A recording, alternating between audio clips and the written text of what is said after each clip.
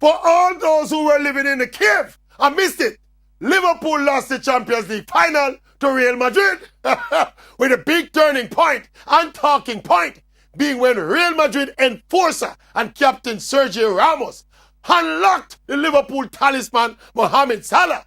Even when Salah was falling out of control, Ramos never loosened his grip, causing the Egyptian to fall awkwardly, hurting his shoulder and having to leave the field in tears. And look, it's only people who don't understand football don't realize that this move by Sergio Ramos changed the entire complexion and direction of the final.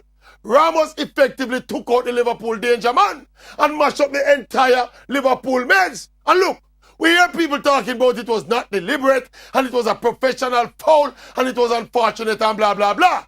But with Real Madrid still unable to break the deadlock, watch this other move by Sergio Ramos venturing forward into attack. A Real Madrid cross.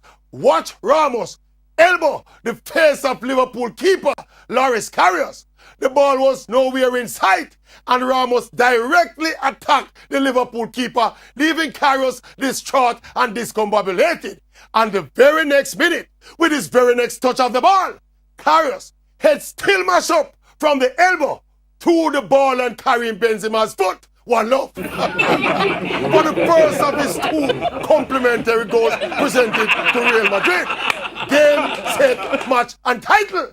And Sergio Ramos was not even called for a foul, much as a card for any of these challenges. So all when it worked against my team, Liverpool, Mr. Intangibles, a.k.a. Sergio Ramos, was the difference maker in this Champions League final. Go and Google the word intangible. Intangible. Intangible. Google. Google.